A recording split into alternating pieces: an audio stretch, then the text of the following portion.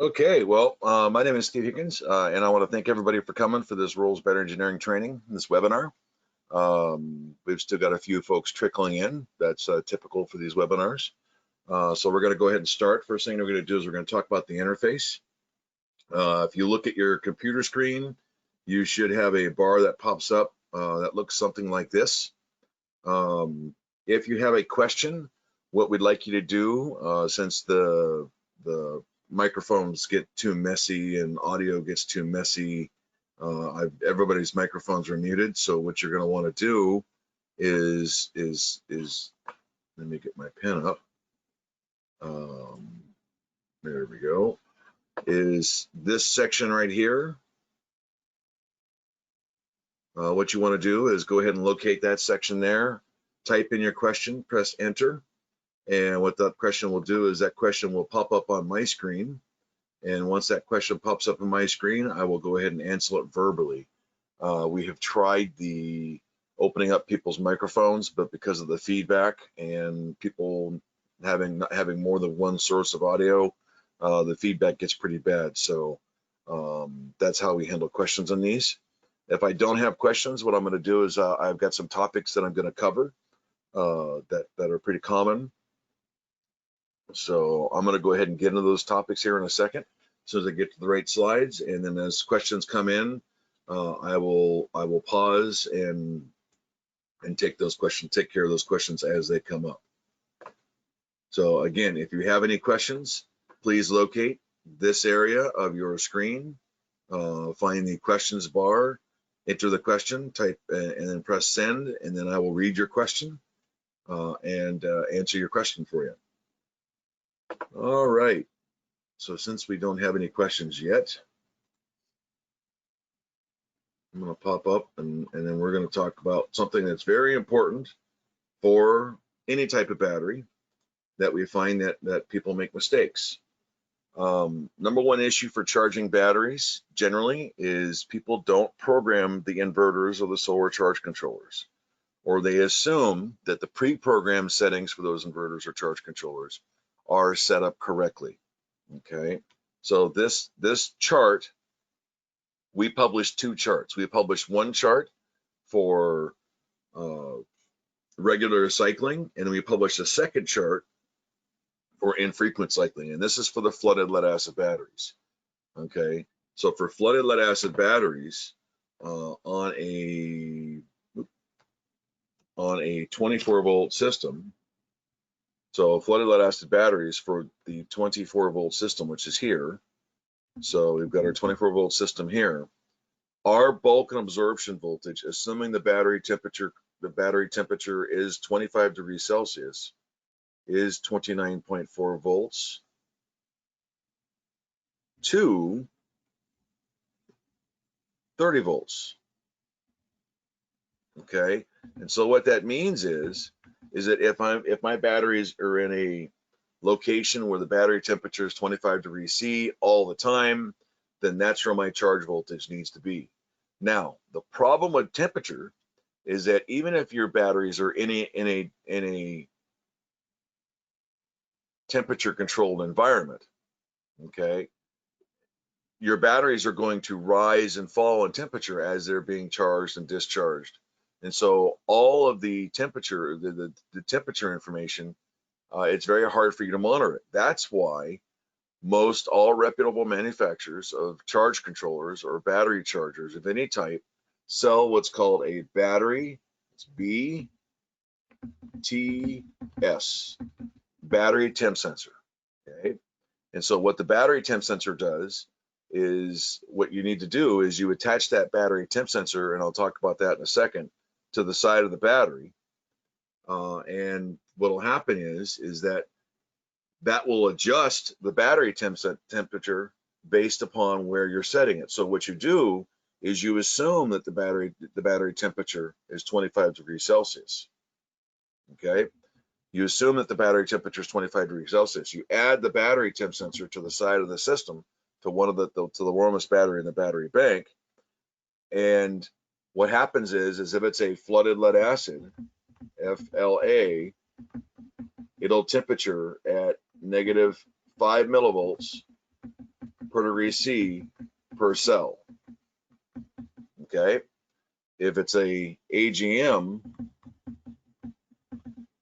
it'll do 4 millivolts. If it's a gel, it'll do 3 millivolts. Okay. And so it's important to understand that if you have a battery temp sensor, you set the charging voltages at 25 degrees C. If you do not have a battery temp sensor, then you must change the temperature depending on what the highest temperature the battery gets. The problem is that you're never going to get a proper charge without the use of a proper battery of a battery temp sensor. And that's very important to understand, because if you're not getting a proper charge, you're not ever properly charging the batteries are going to eventually sulfate, and that will cause a problem with your system and cause problems.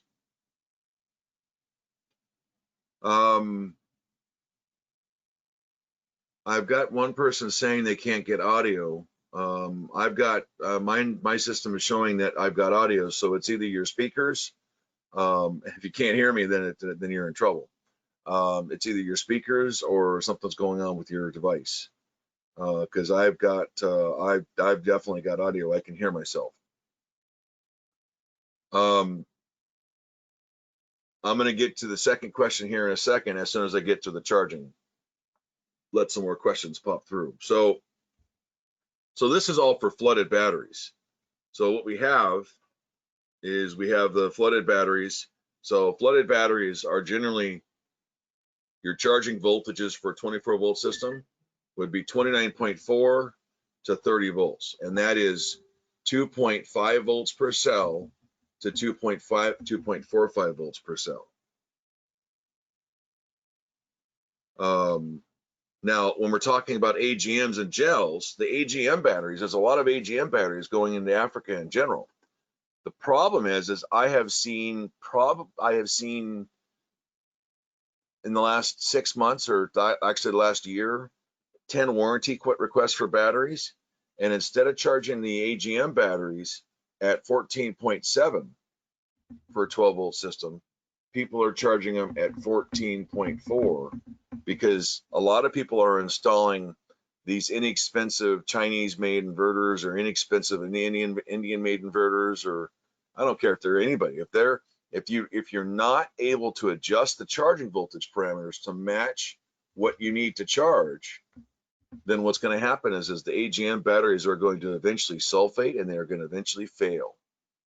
And so why would a battery manufacturer who tells you to charge your batteries at 14.7 volts and you're charging them at 14.4 volts, why would a battery manufacturer cover those under warranty? So it's imperative, if you want to get the maximum life out of any battery, doesn't matter who makes it, if Rolls makes it, if Deca makes it, if Trojan makes it, Exide, if anybody makes it, if you're not charging at the correct voltage, you are not going to have a long life out of that battery bank. Again, make sure you understand that when you use a battery temp sensor, you set it at this column. If you don't use a battery temp sensor, then you need to find out what the average temperature of the battery is. And for example, let's say your average temperature of the battery is 30 degrees Celsius and it's a 24-volt system. You set it here. Okay. So it's imperative that you get that right. The next thing is, of course, the absorption time, and we've talked about that in the past. I can hit on that later if you have any more questions on the absorption time. And so here's the chart for the OPZV or the gel batteries. Again, same situation. 24 volts, 28.56 volts is where that temperature, where that setting should be. If you set it to 28.8 and you're using a battery temp sensor, that's going to cause problems with the calculations, and it'll always be charging low, and the batteries are going to eventually sulfate. So before I move on to the next topic, there's a question: how long can you keep flooded batteries in storage without charging them? That's a great question. The answer to that is it depends on the temperature. Unfortunately, in a lot of places in Africa, especially the warehouses in Africa, the warehouse temperatures can see 32 to 40-degree temperatures inside, especially during the warm season.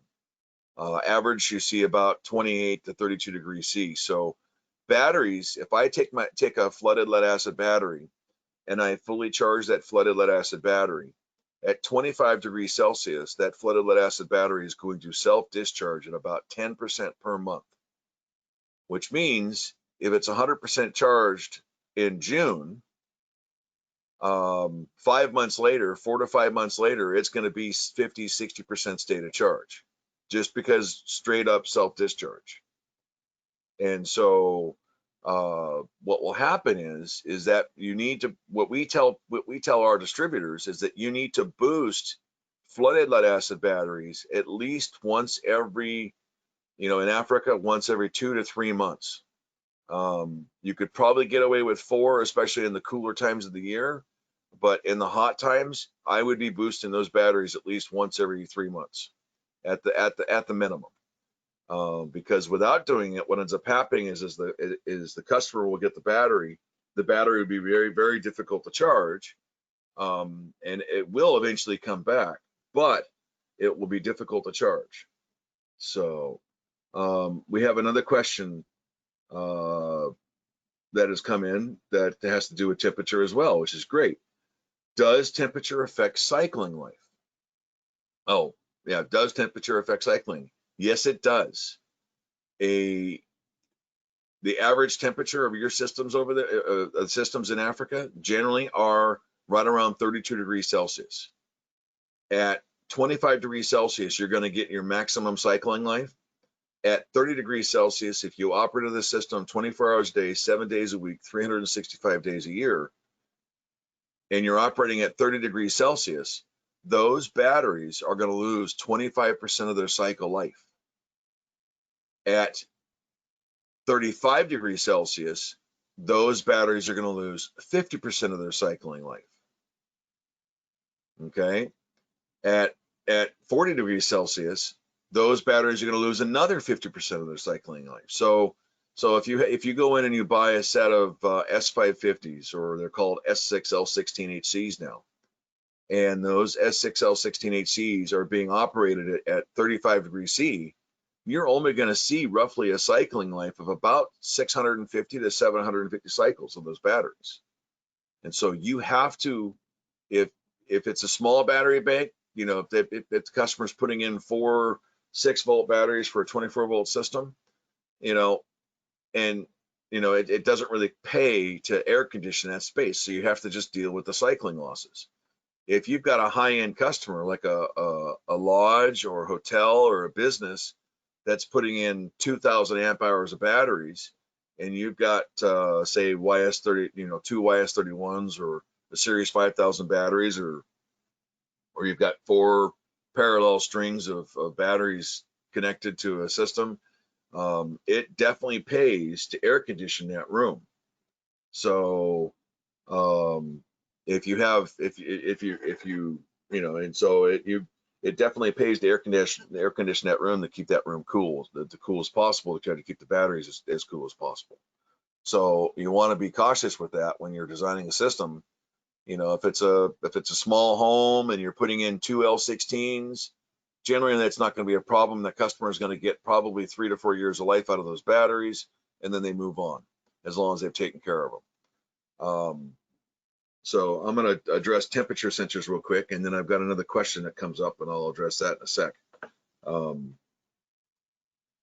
Now, temperature sensors are a required item. You should not be installing product that you cannot control the temperature, or you cannot adjust the temperature, or you cannot monitor the temperature and adjust charge. If you do, you're going to have a shortened lifespan of your batteries, and you're going to have continual problems of your battery, of your overall systems and or designs. So you must, and the problem I see is there's a lot of products out there that are cheaply designed, they're cheaply made, and what ends up happening is you're in a hurry, you've got to get this customer going, the customer is itching to going, and you guys, and what happens is the installer sells the product that they have, and it's not really the right product, but it'll work for a while, and try to avoid that, because if you do that, what'll happen is that you'll just cause problems for you in the future. So the purpose of a battery temp sensor is to adjust charging voltage depend on the actual temperature of the battery. If you don't, because if you're not, what's happening is that you're not properly charging the battery. If you're not properly charging the battery, then the battery is going to sit there and sulfate, and eventually the battery is going to fail. So it's important because of temperatures, and we talked about this already, is that the depending on the different temperatures, if the battery temperature is 20 C versus, oops, I hate it when it does that. If the battery temperature is 20 C, so if the battery temperature is 20 degrees Celsius, then you need to charge, if it's a 24-volt system, you need to charge at 30.3 volts. If the battery temperature is 40 degrees Celsius, you need to charge at 28.92. And if you don't have a device that's properly adjusting those charging settings, then what's going to happen is that you're going to be undercharging or possibly overcharging those batteries. And so having a battery temperature is a must. So just to give an example, full-time off-grid systems, your clients live there 365 days a year. Your bulk and absorption voltages should be between 58.8 and 60 volts for the 48-volt system. So let's say they set it is set to 60 volts. Okay, so at 60 volts, if your battery temperature is 30 degrees Celsius or 86 degrees Fahrenheit, your absorbed voltage should be 59.4. If the battery temperature is 20 degrees Celsius, it should be 60.6. So that, and the charger, when you have a battery temp sensor, the charger adjusts that charging settings automatically. Okay, so what happens is that let's say you set your absorption voltage at 59.4 when it should be 60. So what ends up happening is because the battery temperature is high, it's dropping the charging of that system. So if you set it at default settings, which is 57.6 volts, now it's even lower, and now the batteries are never getting to a full 100% charge. And so this is the battery temperature compensation for the different batteries: flooded lead acid, AGM, and gel. Flooded lead acid is 5 millivolts per degree C per cell, AGM is 4, and gel is 3. So if you have Schneider equipment, you're going to program Schneider of Midnight, you're going to program 120 millivolts per degree C for a 48-volt system. For a 24-volt system, it's 60 millivolts, and for a 12-volt, it's 30 millivolts. Okay. For Outback systems come automatically set up at 5 millivolts per degree C all the time, regardless of the battery. If it's going to be a Magnum, then you go ahead and program the 5 millivolts, the 4 millivolts, and the 3 millivolts into the temperature sensors. So placement of the temp sensor is also important. This is a FLIR camera picture of a battery bank under charge. If you see, the tops of the batteries are much cooler than the sides of the batteries. Okay, and so if I put my battery temp sensor here, I'm not going to get an accurate representation of what that battery temperature is, which means the charging settings are going to be wrong. Where you want that temp sensor is you want it on the side of the battery, because that's where it's going to get the warmest. And so you place, if we have a battery here, my temp sensor is basically going to go halfway down the side. It does not ever, I don't care what you have, it does not belong on the top of the battery, ever. Okay, I know there are inverter manufacturers and there are solar charge controller manufacturers that tell you to put it on the top. Do not do that. It needs to go on the side of the battery. Okay, we're getting a few more questions, so I'm going to finish this and then we'll get into those questions. So here's the battery bank. Let's say we've got a battery bank, let's say it's sitting out in the open.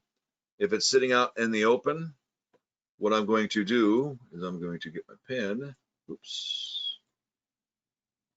All right, so if it's sitting out in the open, I'm going to put my battery temp sensor on the side of one of these 6 batteries. Preferably, I want it here.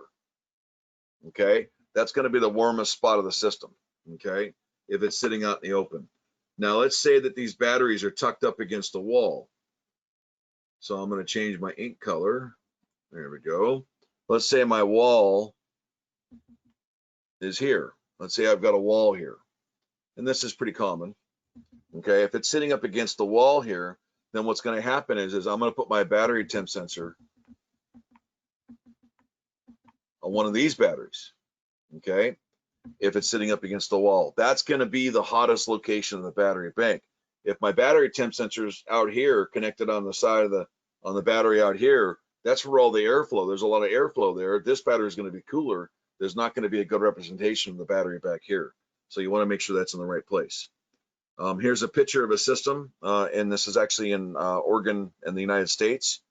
As you can see, you've got some yellow wires out here. That's the battery temp sensors. These battery temp sensors are in the wrong spot. They do you absolutely no good on the top of the battery. There's a 3-inch air gap. It's about a 25 to 30 centimeter air gap between the top of the battery and the electrolyte. And so you're going to get a very poor misrepresentation of the battery temperature with the temp sensor there. Here's another one. You have a midnight temp sensor here on the top, and then you have a Magnum or a Schneider temp sensor on the terminal. Okay, again, it doesn't do you any good. These temp sensors here aren't doing you any good whatsoever right there. They need to be on the side of the batteries, about halfway down, about where I'm drawing right now. Okay, if they're not put there, you're going to have problems. Here's an AGM battery bank.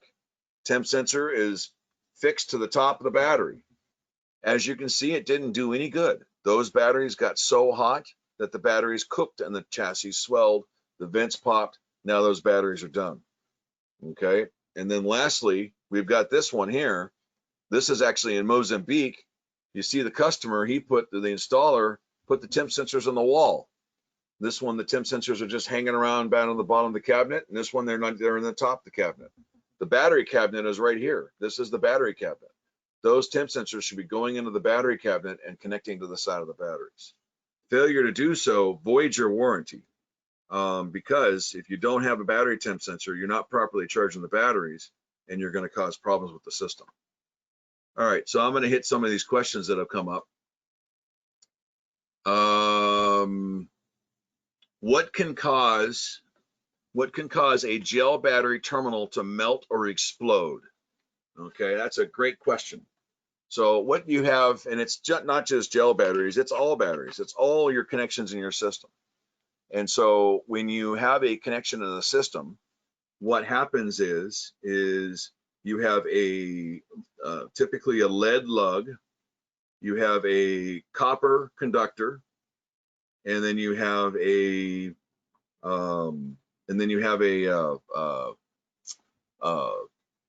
stainless steel hardware. And so all 3 of those metals expand and contract at different rates. Okay, and so what happens is all 3 of those metals do expand and contract at different rates. And so what will happen is that as you first make your connections, you typically, like for example, this terminal here should be torqued to a range of about 22 to 23. I typically use 22 to 23 foot-pounds. And so you go in there with a torque wrench and you torque at the 22, 23 foot-pounds. What will happen is over the next year, those connections will often expand and contract due to the rising and lowering temperatures. Those connections will loosen up. And so when you have a terminal that melts or explodes, it's because you have a loose connection in there, and that terminal, that loose connection causes internal resistance, and that resistance causes heat, and eventually that terminal will eventually melt off and burn off the battery. And so this one, you can see there's a lot of heating difference, but this particular terminal was actually over torqued. And so this terminal, you can see we have right here the I'm going to draw a little arrow here. You notice how we've got a little ridge line on here. That was the only connection making it to the battery terminal, to the lug itself. All this was just all washer. If your washer is biting into your terminal, you are over tightening your connection.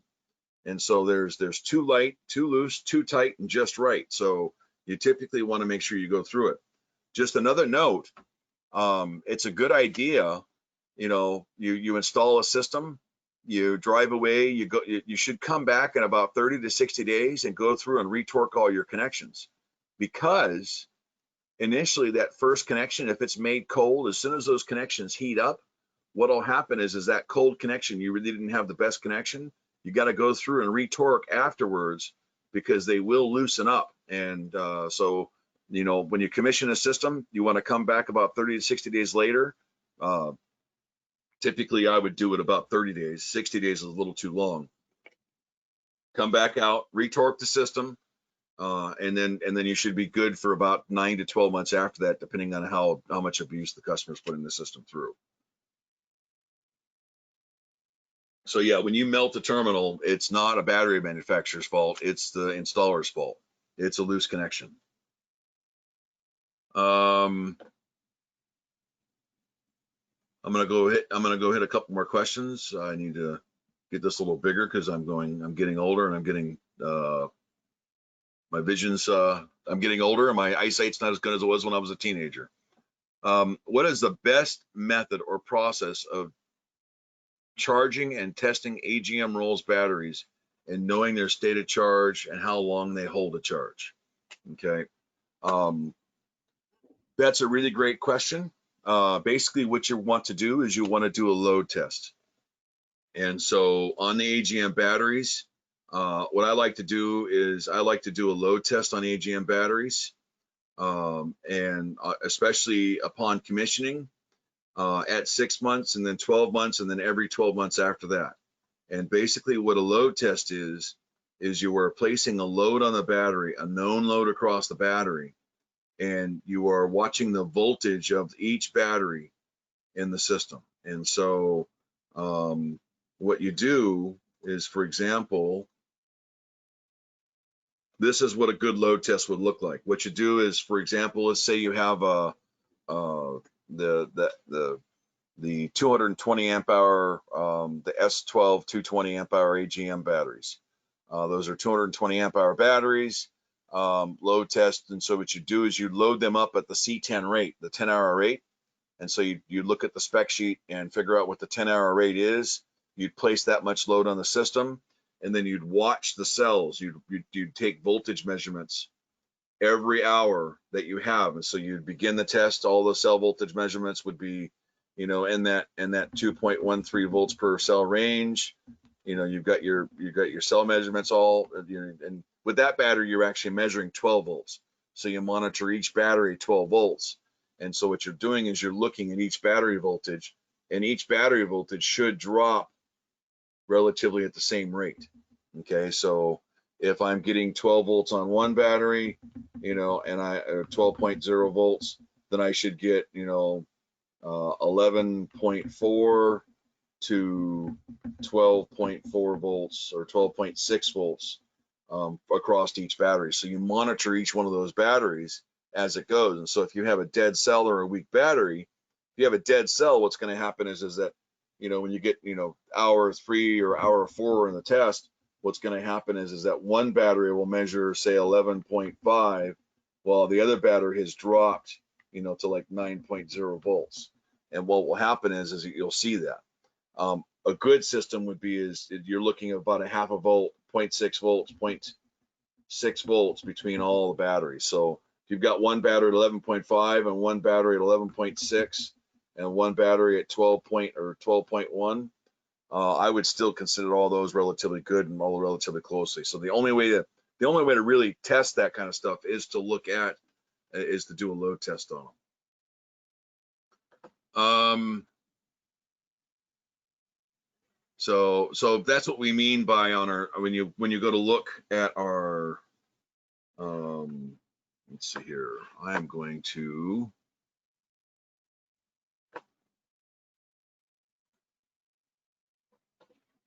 So what I'm going to do is I'm going to bring up our troubleshooting spec sheet, or our troubleshooting sheet. And so that's why we have on our troubleshooting sheet,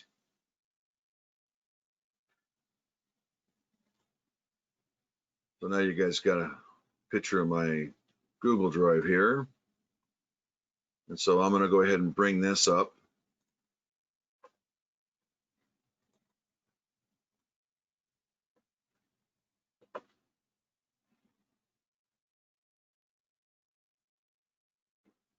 All right, so this is our warranty claim form and troubleshooting. So whenever you're asking me to troubleshoot, I'm going to ask you for this information. And so, because I'm not going to be willing to process to go back and forth 20, 30 emails to try to troubleshoot.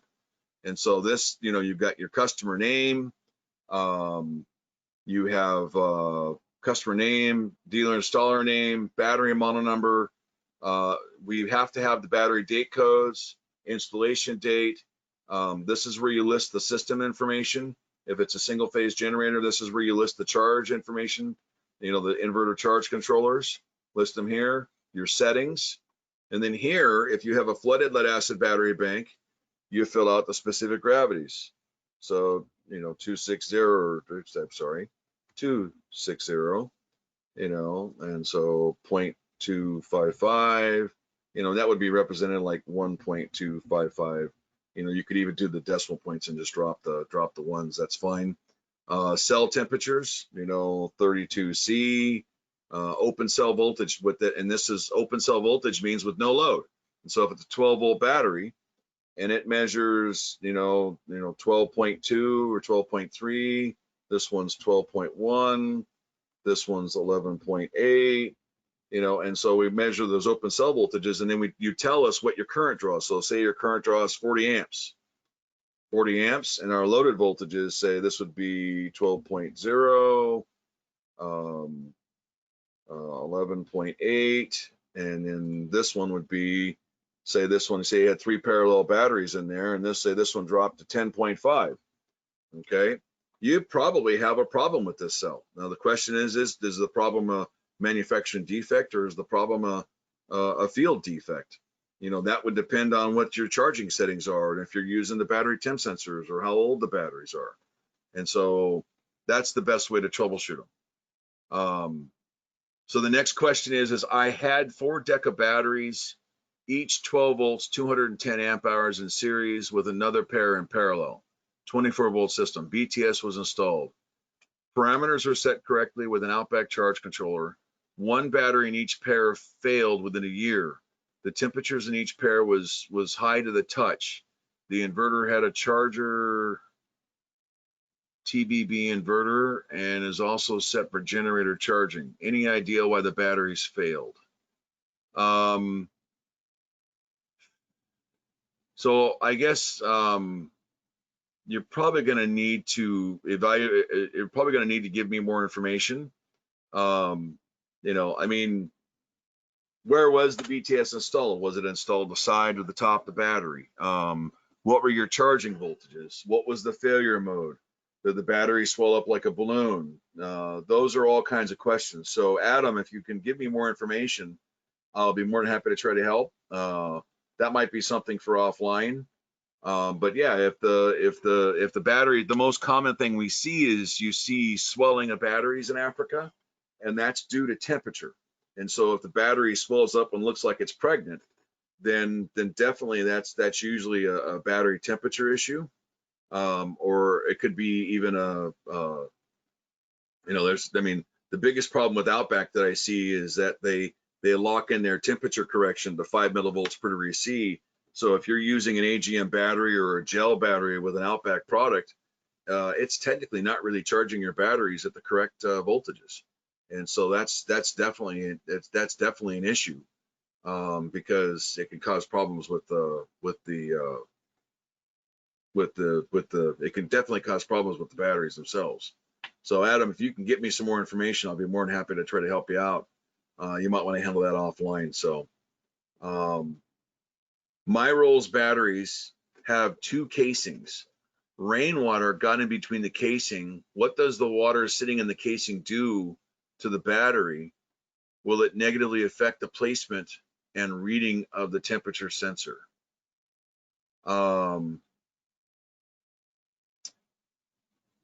My first question is how did rainwater get into a battery that's supposed to be installed in a cool, dry environment?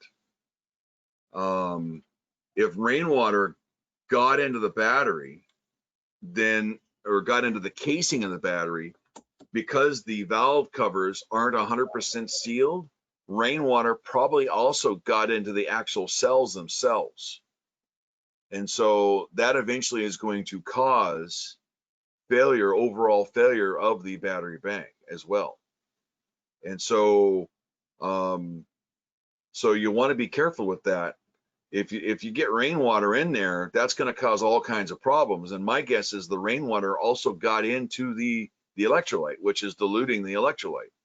Not only that, rainwater isn't clean because rainwater picks up smoke, picks up dirt, particulates in the air. You know, in some cases, like in the eastern United States, the East Coast United States had acid rain in the 70s and the 80s, and so there was a high acidic content because of the pollution. And so getting that in there is not a good thing. Is it going to cause a problem if it's in the outer case?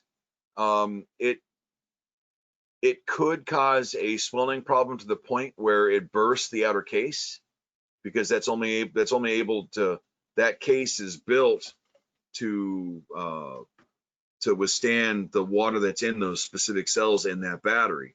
And so if you're adding extra water, that's going to add extra force, and eventually that could cause the case to pop.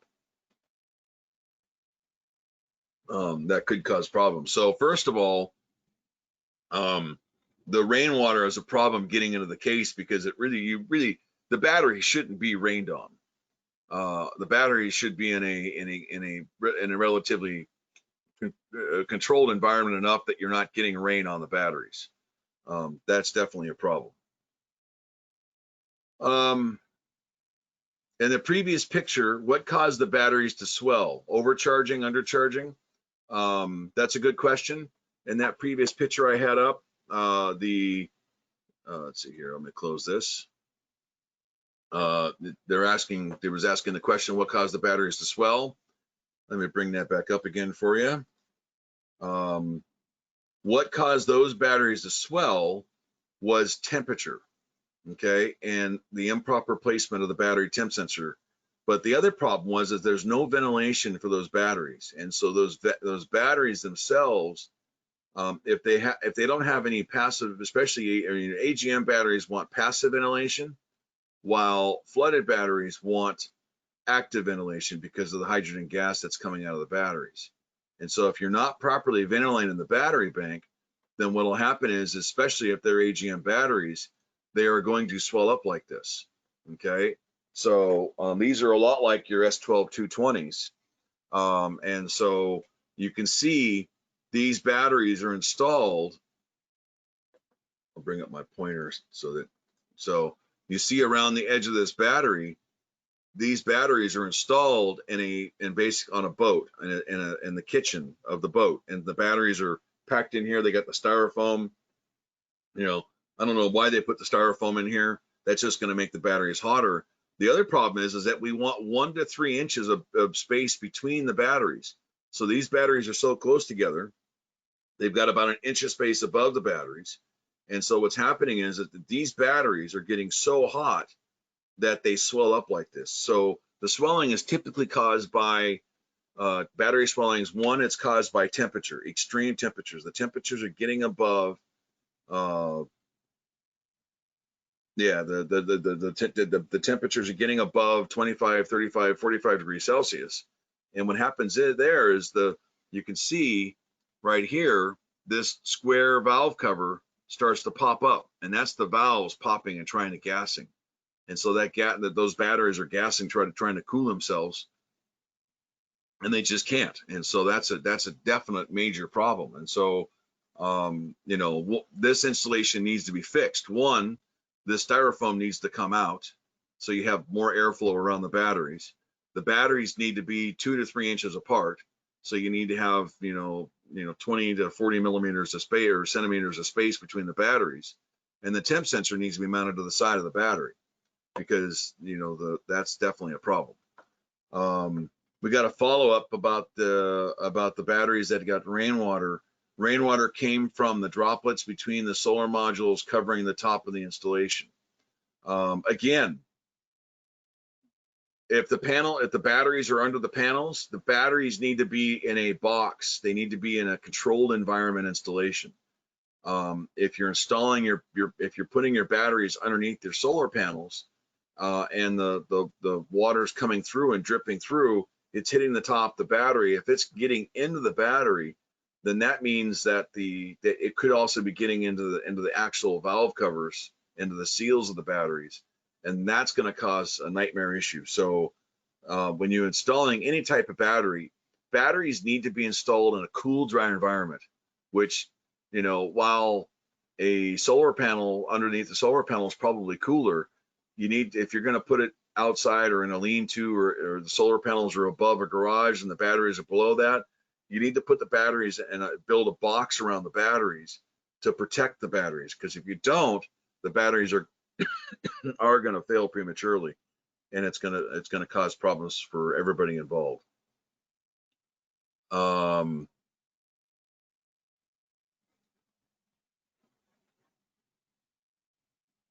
So I've got another question here.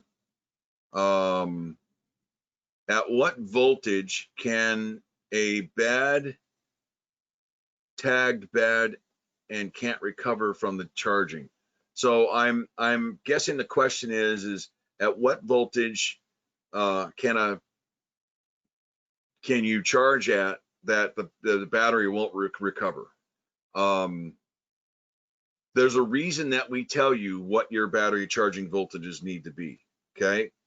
And the reason for that is that if you're not charging at the correct voltage, you are going to cause damage to your batteries. No ands, if, or buts.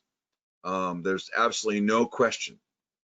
So if you're installing a battery and you're not properly charging that battery, then what's going to happen is you're going to cause problems with the overall battery itself. So if I go out and I install a system and I'm using flooded lead acid models, and I go through and it's going to be a full-time off-grid system, and I'm going to be regularly cycling that battery bank, then what's going to happen is I need to have a 30-volt charge voltage. I need to set my charging voltage as the 30 volts if I have a temp sensor.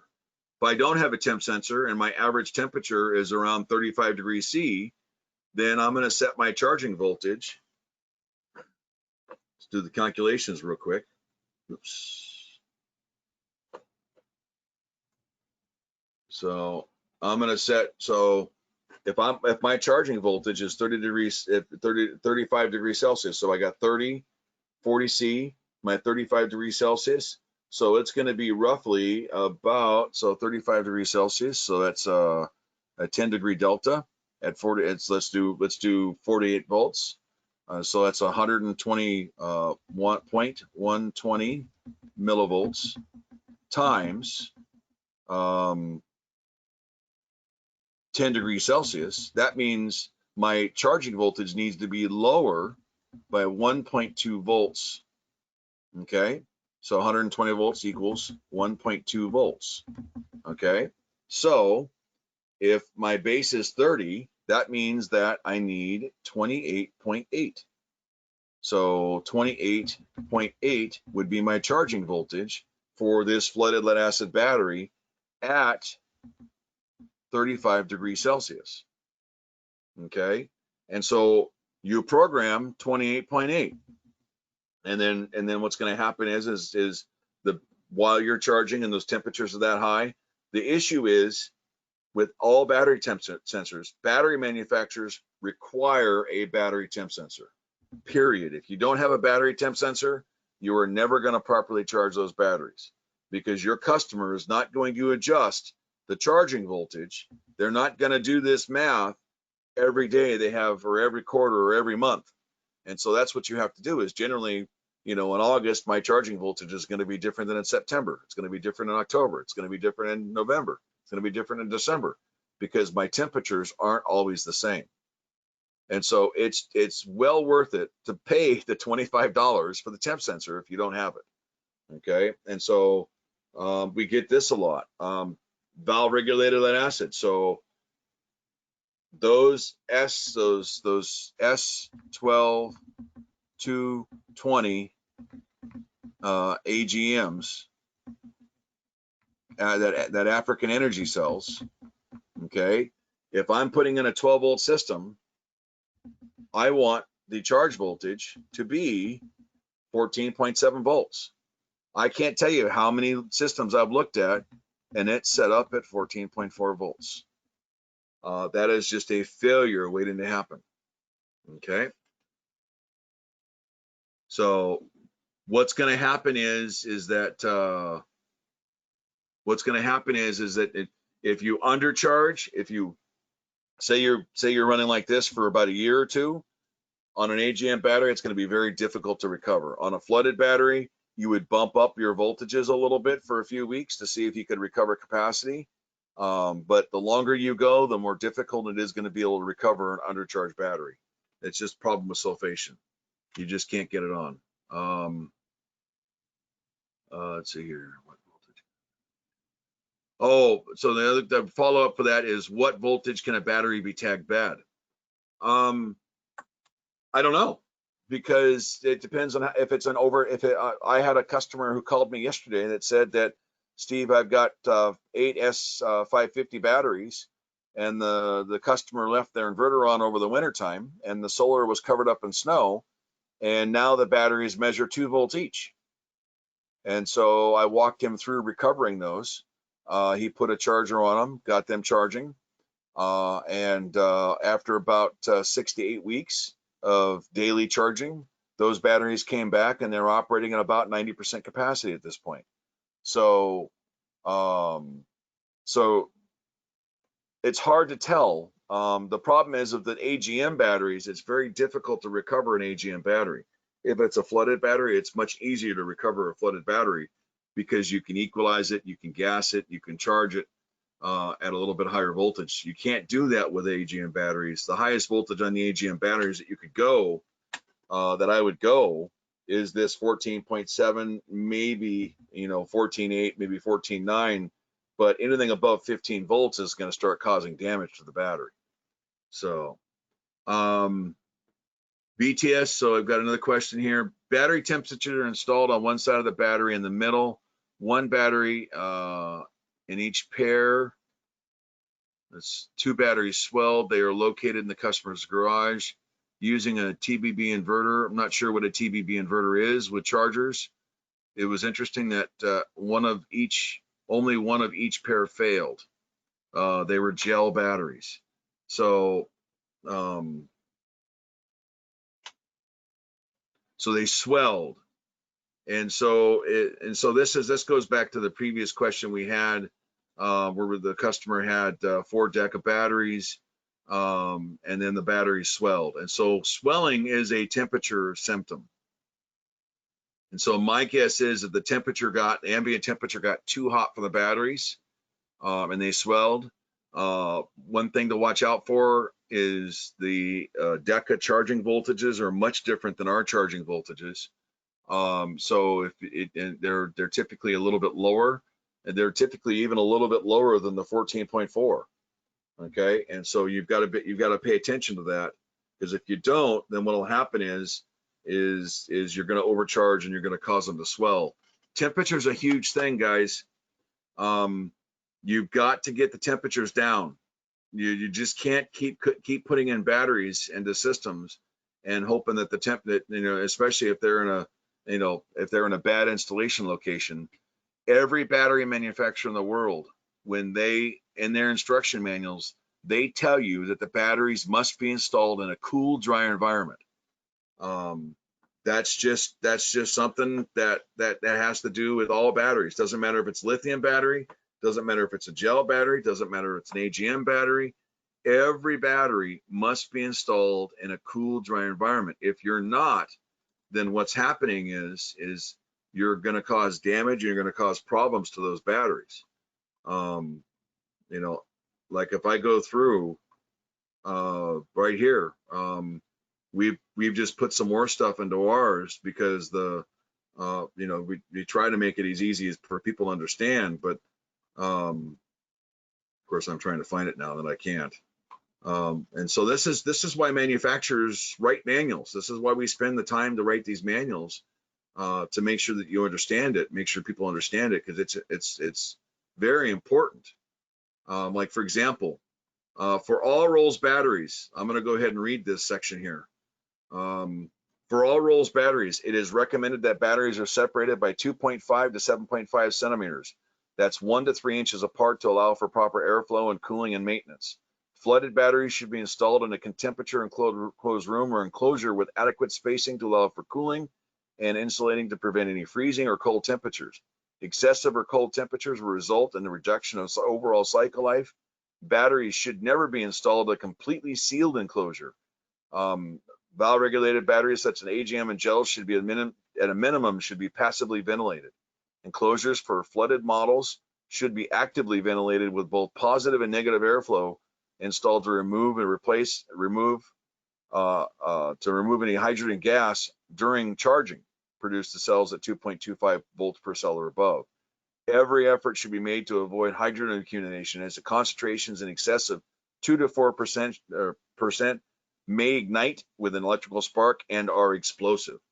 And so what you want to do is, you know, you install the battery bank, and if it's in a, you know, you basically enclose that battery bank. You always want to have a box or something around the battery bank. You just set the batteries on the floor, then what ends up happening is that there's all kinds of stuff that can get in there. People can get in there, kids can get in there, your customer can drop something and short the terminals out. There's all kinds of problems.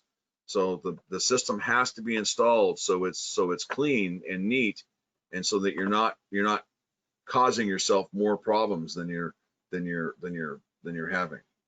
I'll throw up some pictures of that in a second. I got another question here. We've only got about 5 or let's see here.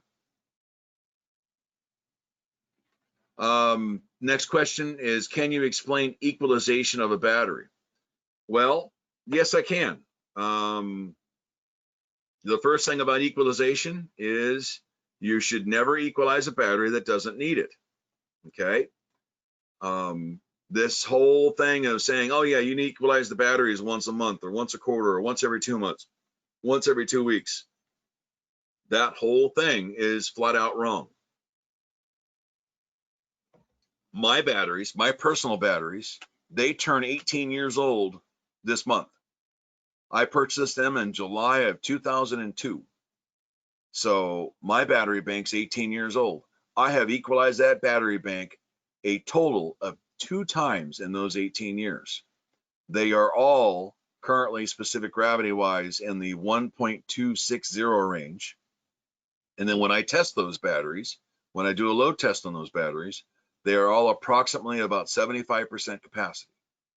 Okay, because they're old, they're going to lose capacity, and that's just the way it goes. Eventually, you know, most customers will replace their batteries at 80%, but I use mine as a backup, so it's not a big deal. Okay, mine aren't primary power and haven't been for the last 7 or 8 years.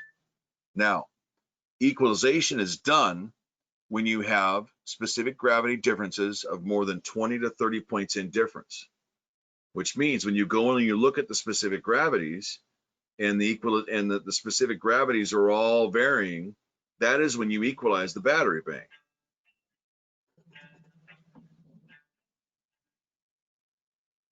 Okay, so I'm just kind of going through the manual here real quick. I'm going to get to the equalization process. So, you know, when you see 1.265, when you see 1.235, 1210, you know, at that point, that's when you equalize. Okay, and so when you do your equalization, a few things that you have to do, you have to prepare, and all this is, there's a step-by-step procedure on a manual how to do it. It's written. Pages 18, 19, 20, and 21 are all about equalization. And so what you do is you You check the you check the batteries. You have your protective equipment. You loosen up the caps. You can leave them on, but you can loosen them up. Dirty or clogged caps may prevent the release of hydrogen gas, so you want to clean those caps as necessary. Check for electrolyte levels. Top off water if necessary. You don't want to fill them all the way. You fill them about halfway so they don't boil them over. You don't overfill them. You know, you want to do a full bulk absorption charge before you do this. You measure and test each cell as you're recording them. Don't attempt to equalize known failed batteries or you're going to cause problems. Specific gravity will rise across the battery bank. When the specific gravity of the low cell stops rising, the equalization is done. Again, all this is located in our manual and in writing for everybody to look at. You do not want to equalize a battery bank unless it needs it. If your specific gravities are all just low, like for example, let me bring this up real quick.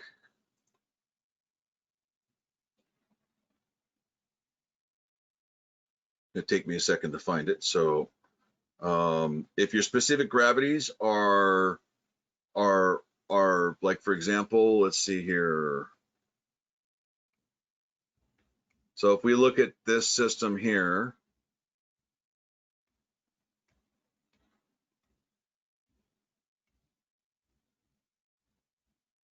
so we look at this system here, specific gravities, 1228, 1220, 1230, 1225.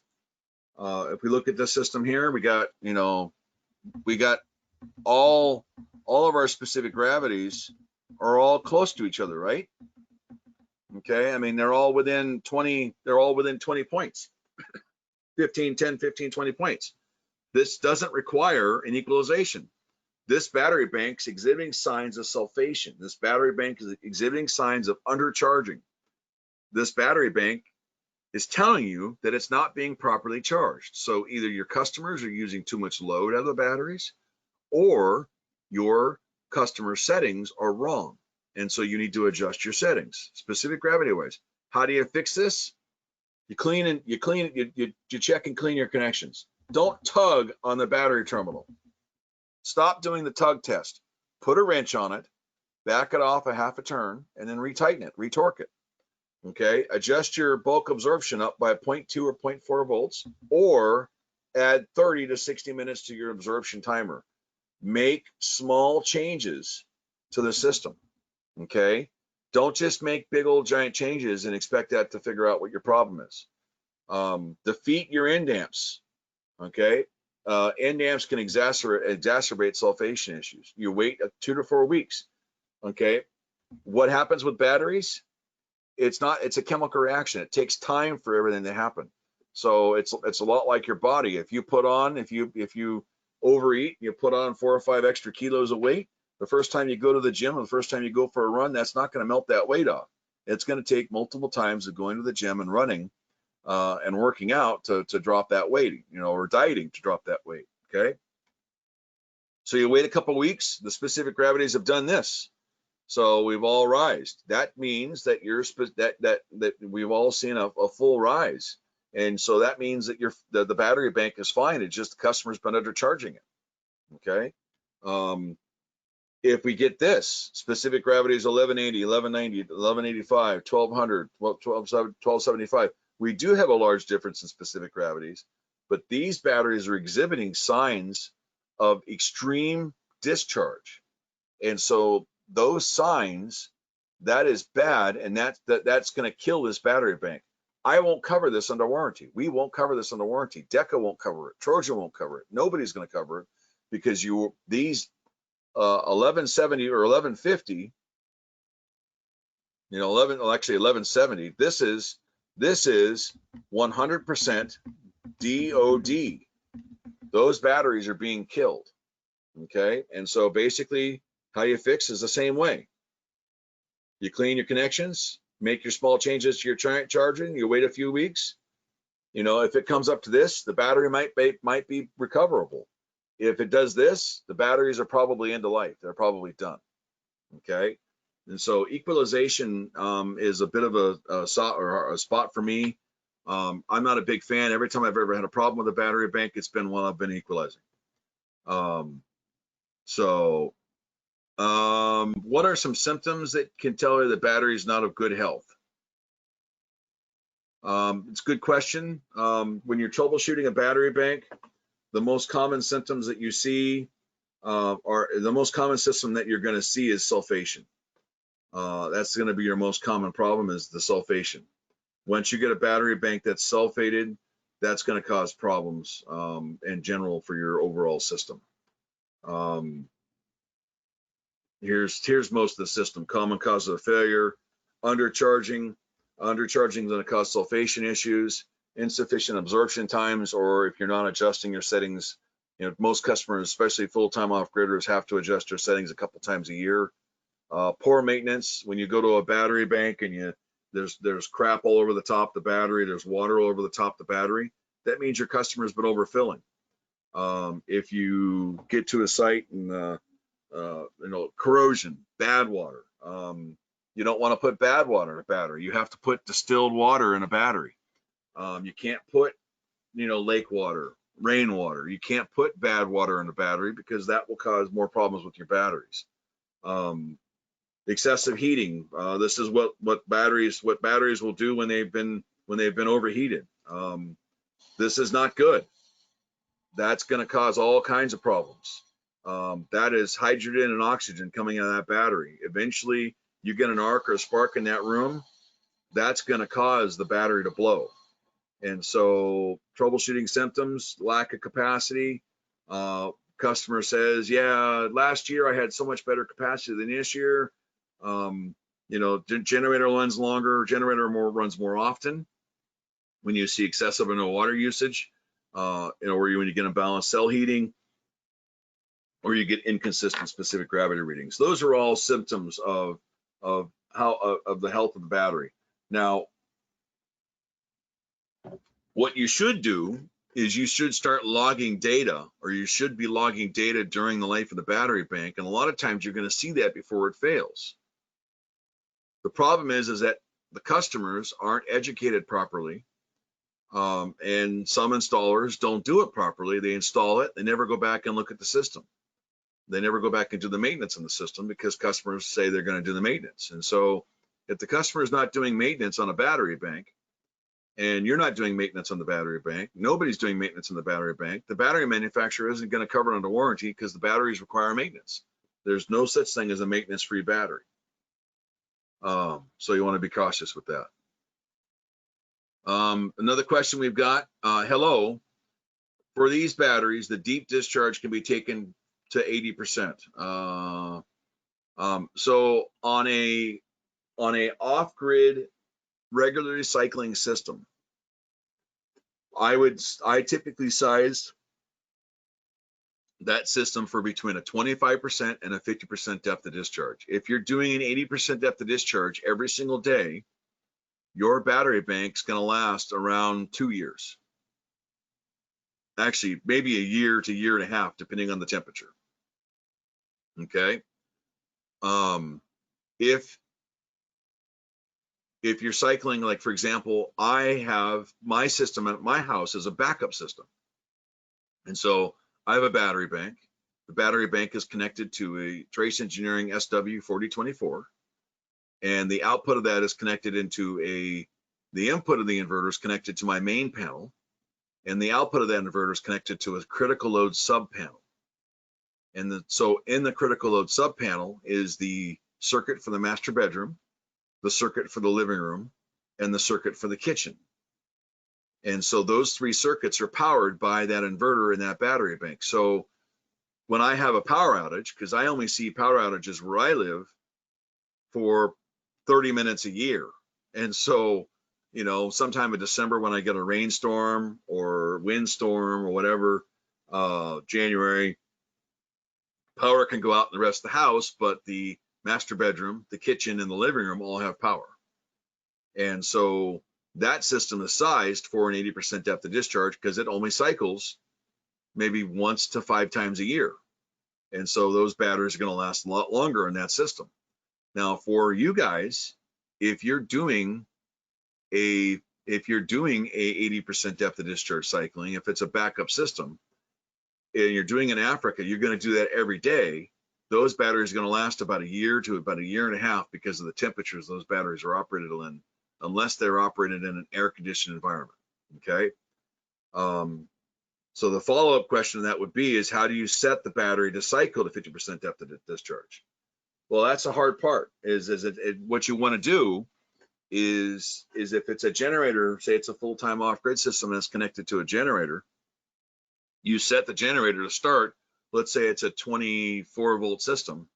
I'm going to set the generator to start under load at 23.8 to 23.6 volts. So when the voltage is taken down to 23.8 to 23.6, I'm going to start my generator to do a full 100% charge to the batteries.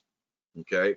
If this is a grid connected system, okay, and grid goes away and your customer is using the power, they don't have a generator in most cases. If they do, you set it that voltage to start, you know, for a 48-volt system would be 47.2 to 47.6. For a 24-volt system, it'd be 23.4 to 23.8. For a 12-volt system, would be 12 or 11.4 to 11.8. And so you set the generator to start there. But if this is a grid connected system, grid has dropped out and you're discharging the batteries, there's no AC power because the grid's down. The customer can start a generator if they have one. If they don't have one, then what you need to do is instead of setting your low battery cutout to 10.5 or 20 or 44 volts, you set your low battery cutout at 45. Let's see here.